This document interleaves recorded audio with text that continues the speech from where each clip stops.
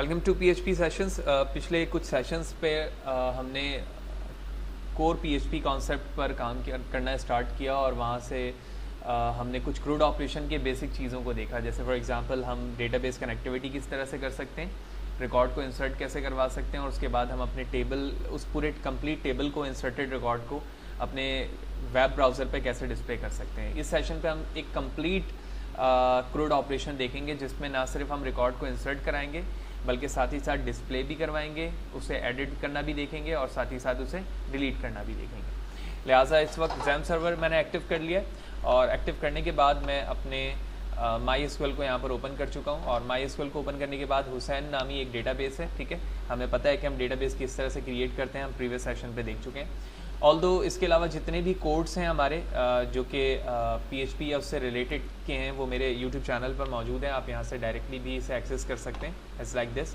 और इसमें जो कोड इस्तेमाल हो रहा है वो मेरे ब्लॉग पर मौजूद है, fahadhusaincs.blogspot.com पर। और यहाँ पर आने के बाद आप PHP ट्यूटोरियल पर आएंगे और यहाँ से आपको तमाम चीज़ें फ्रीली मिल जाएंगी और आप उसे कॉपी पेस्ट करके जिस ID पर भी आप इस्तेमाल कर रहे हैं यूज़ कर सकते हैं। ओके, तो लोकल होस्ट यानी मैं PHP माई एडमिन पे हूँ और यहाँ पर आने के बाद मैं अपने हुसैन डेटाबेस पर आकर एक टेबल क्रिएट करता हूँ जिसका नाम रखता हूँ test1। ओके, test1 पर नंबर ऑफ एट्रीब्यूट्स 4 इस वक्त हैं, ठीक है। 4 एट्रीब्यूट्स रखने के बाद मैं ओके प्रेस करता हूँ और इसके बाद हमें वो तमाम एट्रीब्यूट्स डिफाइन करने हैं जो एट्रीब्यूट्स मेरे टेबल पर होंगे। Number of attributes may be vary according to the your design table, जो रिक्वायर्ड टेबल है आपको, आप उसके मुताबिक इसको कम और ज़्यादा भी कर सकते हैं। तो सबसे पहले मैं एक ID लेता हूँ, उसके बाद नेम, देन एज और उसके बाद ईमेल, ठीक है।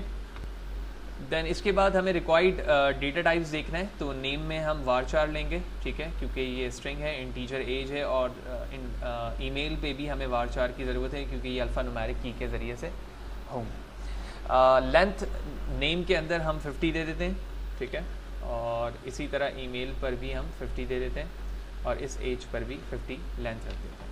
इसके बाद ना सिर्फ मुझे इस ID को प्राइमरी की करना है जो कि यहाँ पर मौजूद है, आप देख रहे हो, और बल्कि साथ ही साथ इसमें ऑटो इंक्रीमेंट ऑप्शन भी रखना है। यानी मैं यूज़र के ज़रिए से चाह रहा हूँ कि यूज़र को ID लिखने की ज़रूरत ना हो, यूज़र सिर्फ ये 3 चीज़ें लिखें, नेम, एज एंड ईमेल, ठीक है। और ID ना सिर्फ प्राइमरी की हो बल्कि साथ ही साथ ऑटो इंक्रीमेंट भी हो। लिहाजा इसके लिए हम इस स्क्रॉल को इस तरफ लेके जाएंगे।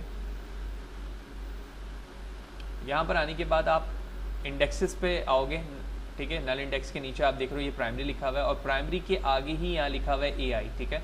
तो मैं पहले इसे करूँगा गो, ठीक है, और ऑटो इंक्रीमेंट फॉर AI यहाँ लिखा हुआ है और इस पर मैंने चेक लगा दिया।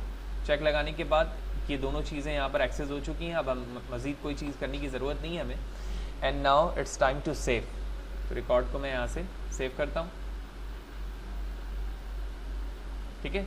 और आप देख रहे हो कि सक्सेसफुली test1 के नाम से यहाँ से टेबल बन चुकी है। और जब मैं इस टेबल पे क्लिक करता हूँ तो आप देख रहे हो कि रिकॉर्ड यहाँ पर कोई भी नहीं है। हम इसके स्ट्रक्चर पे चलते हैं और अब आप देख रहे हो स्ट्रक्चर पे जाने के बाद ID के सामने ऑटो इंक्रीमेंट का ऑप्शन आ चुका है, लेकिन इसके अलावा जितने हैं वो ऑटो इंक्रीमेंट नहीं है क्योंकि उस पर मैंने चेक नहीं लगाया हुआ है। और ये ऑटो इंक्रीमेंट के साथ साथ प्राइमरी की भी है क्योंकि आप देख रहे हो इस ID के साथ एक की बनी हुई है। तो ये काम हमारा टेबल से रिलेटेड यहाँ पर ख़त्म होता है इस वक्त तक के लिए। अब हम चलते हैं अपने प्रोजेक्ट की तरफ, यानी ड्रीम वीवर पर, जहाँ पर हम काम कर रहे हैं। तो हम शुरू से काम हुसैन के फ़ोल्डर पे कर रहे हैं जो कि XAMPP सर्वर के htdoc पे मौजूद है। और वहाँ पर मैंने fahad_crude के नाम से एक फ़ोल्डर पेस्ट किया है जिसके अंदर हमारा ये क्रूड ऑपरेशन मौजूद है। ये तमाम कोड और फोल्डर जो है मैं अपने fahadhusaincs blogspot पे भी प्रोवाइड कर दूँगा, आप वहाँ क्लिक करके भी इसे डाउनलोड कर सकेंगे। तो सबसे पहले इसमें एक फ़ाइल है जिसका नाम है config.php। तो config के अंदर आपको याद होगा हम डेटाबेस कनेक्टिविटी के लिए सबसे पहले कनेक्शन बनाते थे बाय यूजिंग वेरिएबल, जैसे प्रीवियस सेशन पे con के नाम से मैंने बनाया हुआ है, यहाँ पे mysqli के नाम से ये वेरिएबल बना हुआ है। इसके अंदर हम डायरेक्टली यहाँ पर लोकल होस्ट लिखा करते थे, उसके बाद डेटाबेस का नाम, फिर रूट और उसके बाद पासवर्ड। लेकिन इस वक्त यहाँ पर क्या किया गया, इन तमाम को वेरिएबल में इनक्लोज कर दिया गया है। तो लोकल होस्ट मेरे सर्वर का नाम है, हुसैन डेटाबेस का नाम है, रूट के ज़रिए से मैं एक्सेस कर रहा हूँ, जिसको हम कहते हैं एडमिन एक्सेस, और इसका कोई पासवर्ड मौजूद नहीं है। तो चारों वेरिएबल्स को मैंने यहाँ पर क्या कर लिया है, लिख लिया है, ठीक है। जैसे आप देख रहे हो, होस्ट है, नेम है, पासवर्ड है एंड नेम है डेटाबेस का। ये करने के बाद अब हमें सबसे पहले यूआई पर आना है, यानी आप जो रिकॉर्ड इंसर्ट करवा रहे हैं उसकी यूआई क्या है, यानी HTML का पेज आपका कहाँ है। लिहाजा इसके बाद आप देख रहे हो add.html के नाम से हमारे पास एक पेज है, और जब मैं इस पेज पर क्लिक करूँगा तो आप देख रहे हो कि एक एंकर का टैग है जिस पे लिखा हुआ है index.php, उसमें मैंने होम का टेक्स्ट लिखा हुआ है, यानी होम पे क्लिक करूँगा तो मैं कहाँ चले जाऊँगा, index.php पे। लेकिन अभी हम इस पर काम नहीं कर रहे हैं, अभी हम add.html पे क्या काम कर रहे हैं कि एक टेबल बनाया हुआ है मैंने। टेबल के अंदर सबसे पहले एक टेक्स्ट बॉक्स लिया है नेम के लिए, उसके बाद एज के लिए, और उसके बाद ईमेल के लिए, और उसके बाद मैंने एक बटन बना दिया सबमिट का बटन बना दिया। यानी ये तीनों रिकॉर्ड यूज़र इंसर्ट करने के बाद जब सबमिट पे क्लिक करेगा तो वो किस पेज पे चला जाएगा, add.php। अभी मैं add.html पर मौजूद हूँ, यानी add.php के अंदर मैं ये बताऊंगा कि ये तीनों रिकॉर्ड्स आपको किस डेटाबेस के टेबल में इंसर्ट करवाना है, ठीक है। तो यहाँ पर ये बात क्लियर हो गई। अब हम चलते हैं कि इसकी यूआई को हम समझ चुके हैं कि तीनों टेक्स्ट बॉक्सेस सिंपल्स है। अब add.php के अंदर मुझे बताना है कि किस डेटाबेस के टेबल के अंदर ये इंसर्ट होना चाहिए। तो आप यहाँ देख रहे हो add.php, ये हमारा टेक्स्ट है। यहाँ पर आने के बाद सबसे पहले मैंने अपने बॉडी के टैग के अंदर config.php को ऐड करवाया, इंक्लूड वंस, यानी जो भी कॉन्फ़िगरेशन फाइल के अंदर जो कनेक्शन बनाया गया है उसका एक्सेस इस पेज पर अब एप्लीकेबल है। देन मैंने सेट करवाया कि क्या सबमिट का बटन सेट है, यानी सबमिट को यूज़र ने क्लिक किया इस सेट है। अगर सेट किया है तो जो टेक्स्ट बॉक्स के अंदर लिखे गए थे ना, नेम, एज और ईमेल, ये नाम जो लिखा हुआ है नेम, एज और ईमेल, ये अगर आप add.html पे आओ तो यहाँ पे लिखा हुआ है नेम, एज एंड ईमेल। तो ये तमाम काम जो आपने लिखा है वो इन तीनों वेरिएबल्स में क्या हो चुका है, स्टोर हो चुका है। स्टोर करने के बाद मैं यहाँ पर सिर्फ और सिर्फ वैलिडेट करवा रहा हूँ कि इन तीनों में से कोई भी चीज़ एम्प्टी तो नहीं है। ऑल्दो इसकी कोई ख़ास ज़रूरत नहीं है, वैलिडेशन के लिए हम सेपरेट ऑप्शन भी क्रिएट कर सकते हैं, लेकिन यहाँ पर करने का मकसद सिर्फ ये कि कोई भी टेक्स्ट बॉक्स एम्प्टी ना हो, जो तीनों टेक्स्ट बॉक्स हैं।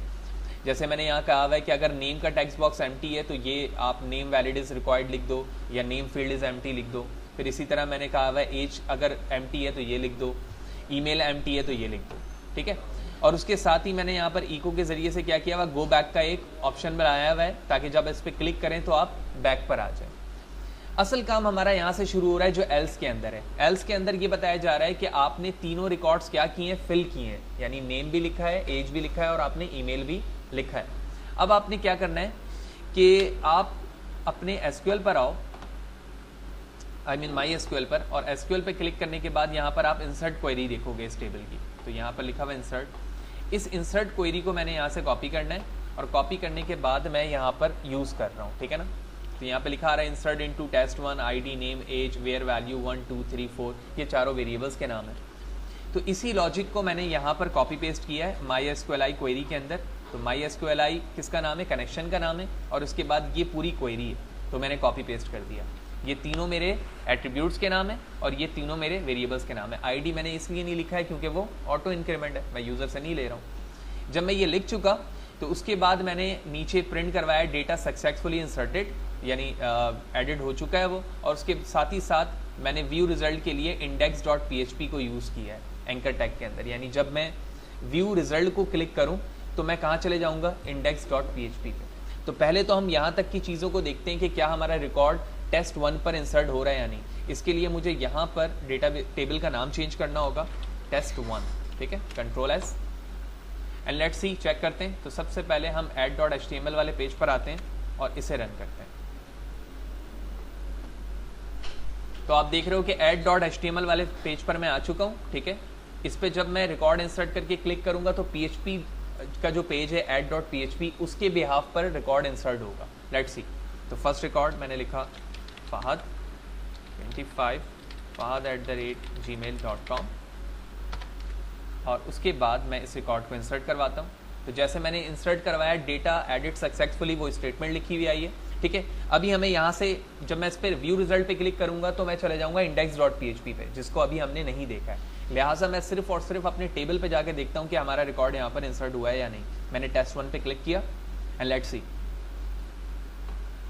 तो आप देख रहे हो कि सक्सेसफुली हमारा रिकॉर्ड यहाँ पर सबमिट हो चुका है और साथ ही साथ आईडी के साथ क्या लिखा हुआ आ रहा है 1, क्योंकि ऑटो इंक्रीमेंट था, यूजर ने यहाँ पर 1 नहीं दिया है, उसी के ऑटो इंक्रीमेंट के बिहाफ पर 1 खुद ब खुद लिखा आ रहा है, लेकिन जो सामने रिकॉर्ड है वो मैंने दिया है और वो सक्सेसफुली हमारा इंसर्ट हो चुका है।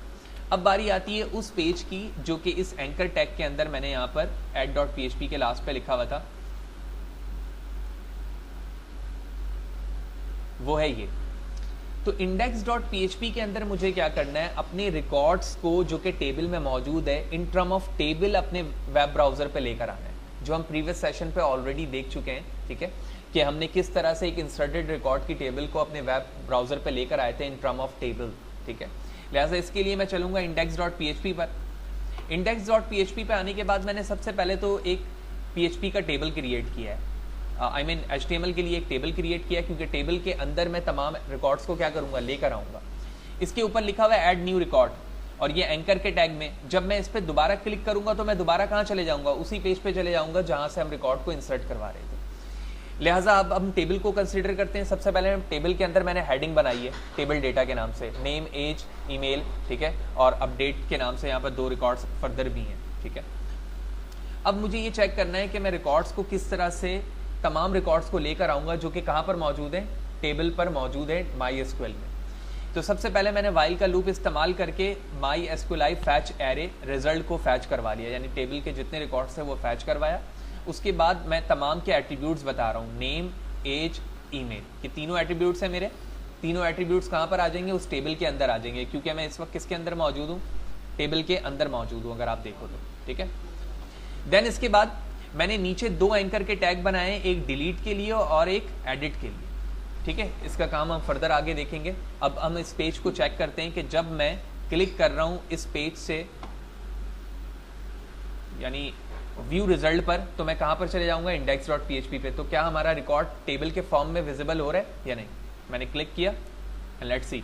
तो आप देख रहे हो कि एट्रीब्यूट्स यहां पर रेडी हो चुके हैं, लेकिन हमारा रिकॉर्ड यहां पर फैच नहीं हो रहा है। लिहाजा अब हमें रिकॉर्ड के मुताबिक इसको अलाइन करना है कि हमारे जो रिकॉर्ड्स हैं वो कौन कौन से हैं।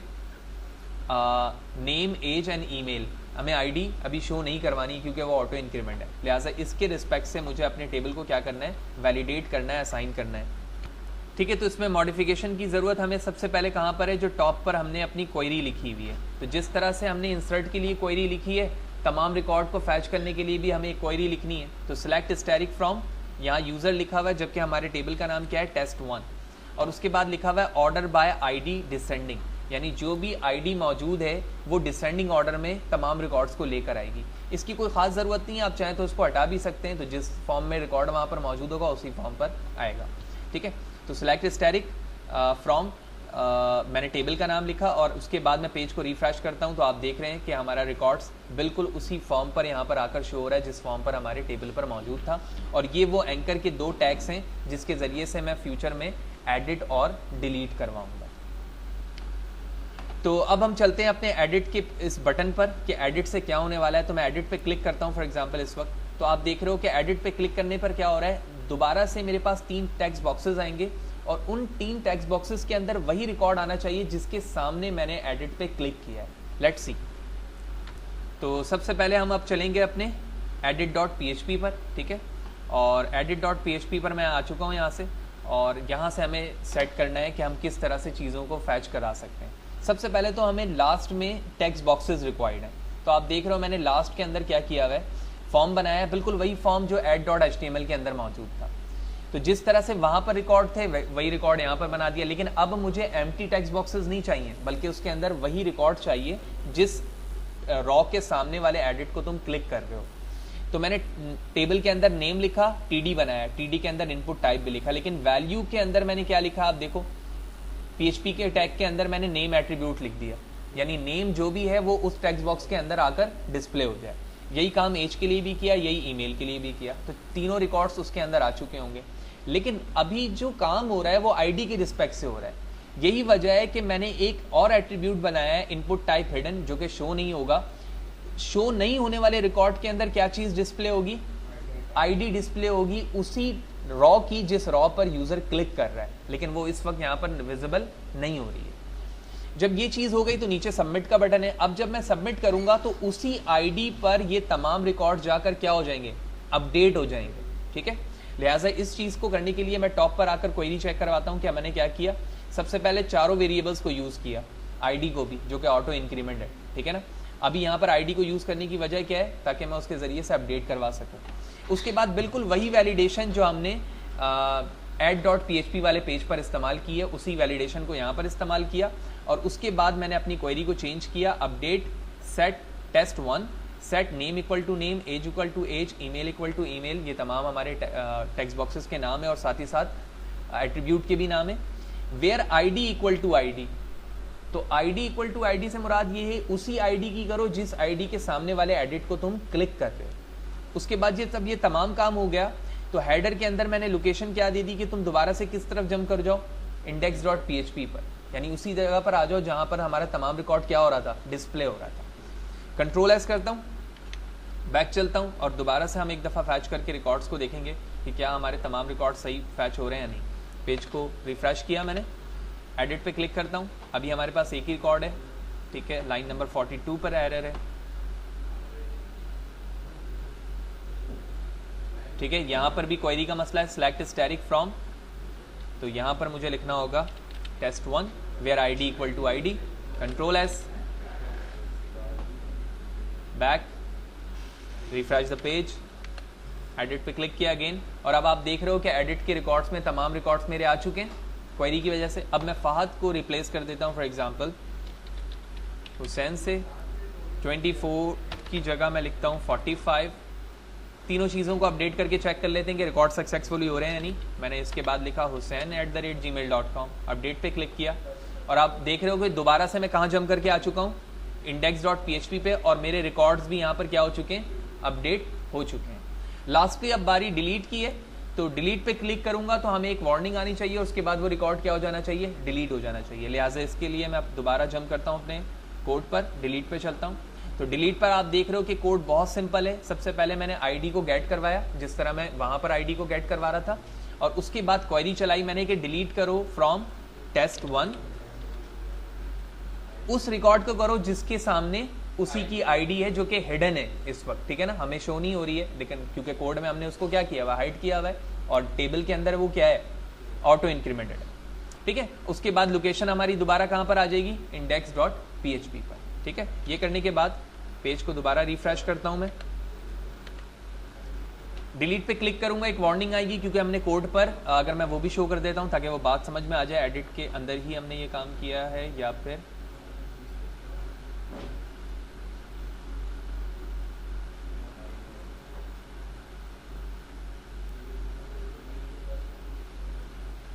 तो ये काम हमने index.php पे किया हुआ है। अगर मैं index.php आपको दोबारा दिखाऊं तो यहाँ पर आप देख रहे हो कि ये एंकर के टैग्स थे कुछ, और डिलीट का बटन है, और डिलीट के साथ ही आप नीचे देख रहे हो कि ऑन लिखा हुआ on click return confirm message box. तो ये कंफर्म मैसेज बॉक्स आपसे पूछता है कि उसमें लिखा हुआ है are you sure you want to delete. जैसे ही आप उसे ओके प्रेस करोगे तो कौन सी चीज़ें कॉल हो जाएंगी, जो डिलीट के पेज पर आपने लिखा है, यानी उस रिकॉर्ड को आप क्या कर दो, डिलीट कर दो। तो लिहाजा ये कोड करने के बाद मैं पेज को रिफ्रेश करता हूँ, डिलीट पे क्लिक करता हूँ। ठीक है, are you sure you want to delete, मैंने कहा ओके, ओके क्लिक किया मैंने, और अभी भी ये रिकॉर्ड डिलीट नहीं हो रहा है। लेट्स सी, ठीक है, मैंने एक और दफ़ा इसे सेव किया है क्योंकि ये सेव नहीं था। अब दोबारा चेक करते हैं हम अपने रिकॉर्ड को रिफ्रेश करके एक दफ़ा, डिलीट पे क्लिक किया मैंने, ओके, और आप देख रहे हो कि सक्सेसफुली हमारा रिकॉर्ड यहाँ पर क्या हो चुका है, डिलीट हो चुका है। ऐड न्यू डेटा, दोबारा से रिकॉर्ड इंसर्ट करने की कोशिश करता हूँ। मैंने ऐड पे क्लिक किया, दोबारा मैंने यहाँ लिखा राशिद 33 @gmail.com, और उसके बाद ऐड पे क्लिक किया, view result, successfully added, Rashid को एक्सचेंज कर दिया मैंने फहद से। ठीक है, अपडेट की क्वेरी भी चल गई, डिलीट पे क्लिक किया, डिलीट की क्वेरी भी चल गई। तो इस सेशन पर हमने तफसीलन इस चीज़ को देखा। कि क्रूड ऑपरेशन किस तरह से परफॉर्म हो रहा है fahad_क्रूड पर, और ये तमाम कोड्स आपको मेरे blog Fahad Hussain CS blog spot पर मैं यहाँ पर प्रोवाइड कर दूंगा PHP के अंदर। यहाँ से आप क्लिक टू डाउनलोड ये तमाम कोड कर सकते हैं फ्रॉम PHP ट्यूटोरियल।